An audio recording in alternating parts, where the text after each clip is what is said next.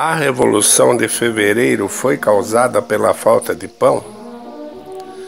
Muitos livros ainda insistem em afirmar que a Revolução de Fevereiro foi motivada pela falta de pão. Primeiramente, a falta de pão nunca foi motivo para uma revolução.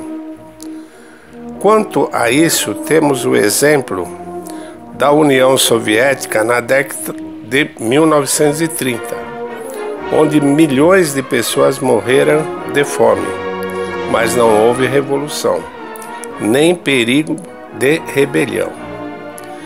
E é absolutamente incomparável à situação dos moradores de Petrogrado, de 1917, com a fome terrível que se abateu durante o cerco de Leningrado.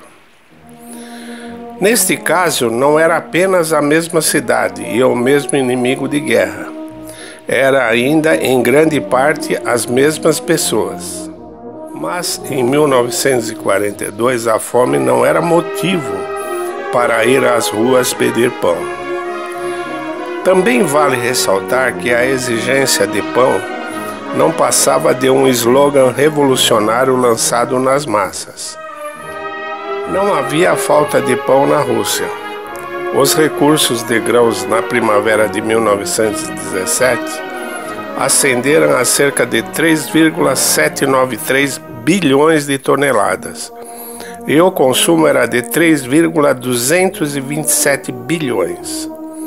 A Primeira Guerra não diminuiu a quantidade de grãos na Rússia. Muito pelo contrário, aumentou cerca de 15%. Isso devido à proibição das exportações.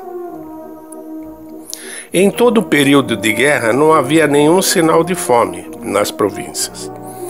A crise de alimentos nas cidades só veio no governo provisório, por causa do tabelamento de preços.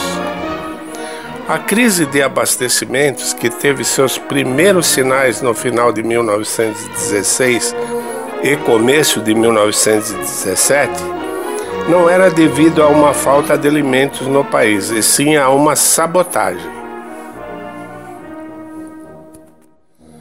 No início da guerra, o governo criou uma infraestrutura de mobilização de recursos por meio dos êntrigos e transporte ferroviário, dando aos êntrigos novos poderes para boicotar a distribuição de pão.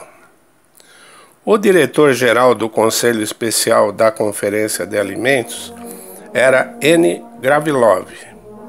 Ele e sua equipe estavam associados ao círculo de oposição. Eles deliberadamente atravancaram o abastecimento das cidades para causar insatisfação nas massas trabalhadoras. Outro membro da conspiração era V. Lomonosov, um dos líderes do Ministério das Ferrovias e organizador direto do bloqueio das entregas de grãos durante a guerra. No início de 1917, ainda havia mais um agravante. Uma tempestade de neve interrompeu as ferrovias já congestionadas. No entanto, essa catástrofe natural não foi o suficiente para causar danos aos estoques de alimentos da cidade. Segundo o parecer do prefeito de Petrogrado e do comandante do distrito militar, havia estoque de farinha disponível para 22 dias. Além disso, todos os dias eram entregues um número suficiente de vagões com farinha para a cidade. De acordo com o chefe da polícia de Petrogrado, as verdadeiras causas da crise de pão em Petrogrado foram principalmente os rumores de uma fome iminente e a introdução desnecessária de cartões de racionamento. Isso levou as pessoas da cidade a comprar grande quantidade de pão para estocar, criando longas filas nas padarias.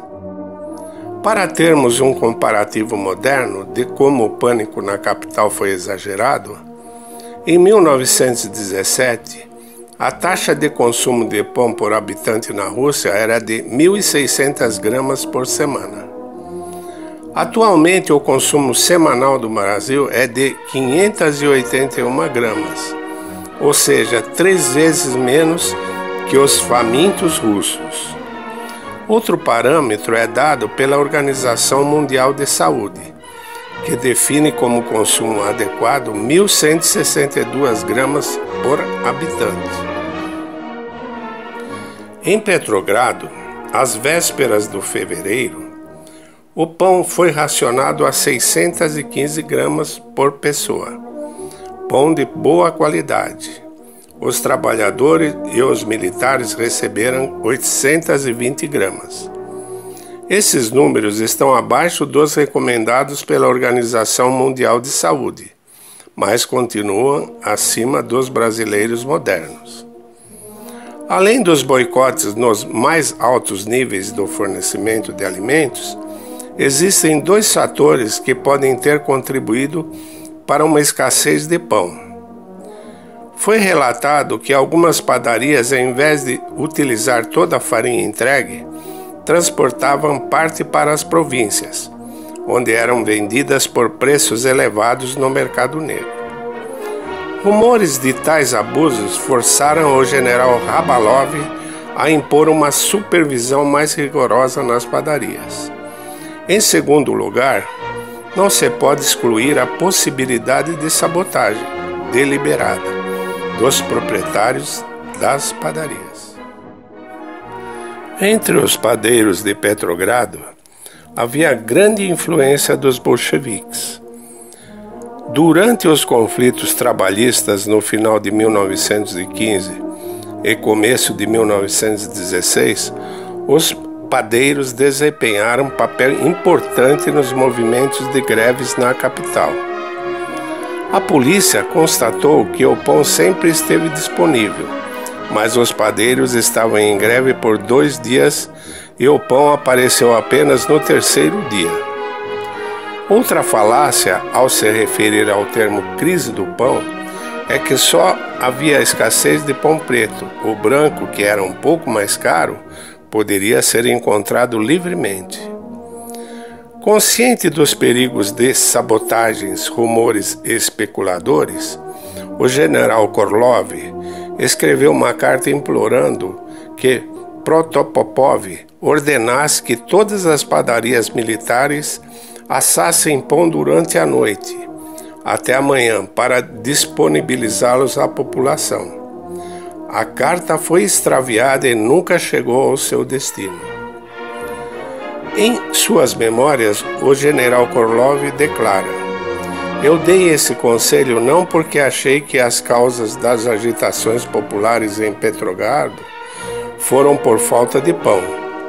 Eu estava perfeitamente ciente que havia estoques de pão e também a população receberia o resto dos produtos comestíveis, e que essa reserva seria suficiente para 22 dias, mesmo se assumirmos que durante esse tempo a capital não será abastecida por qualquer vagão com alimentos."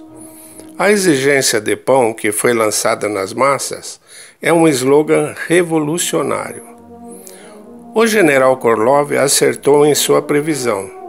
Embora houvesse farinha disponível para semanas, por causa das grandes filas nas padarias, não havia fornos suficientes para assar tamanha quantidade de pão. Por isso, a comissão decidiu mudar o sistema para cartões.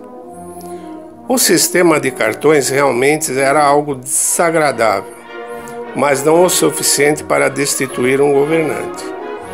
Quase em todos os países beligerantes havia racionamento, mas só a Rússia fez disso um motivo de subversão. O que não faz sentido se considerarmos que exatamente no mesmo país houve racionamento e a população não reagiu a tal medida.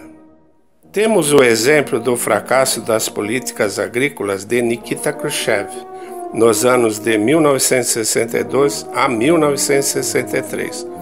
Foram estabelecidos cartões para a maioria dos produtos.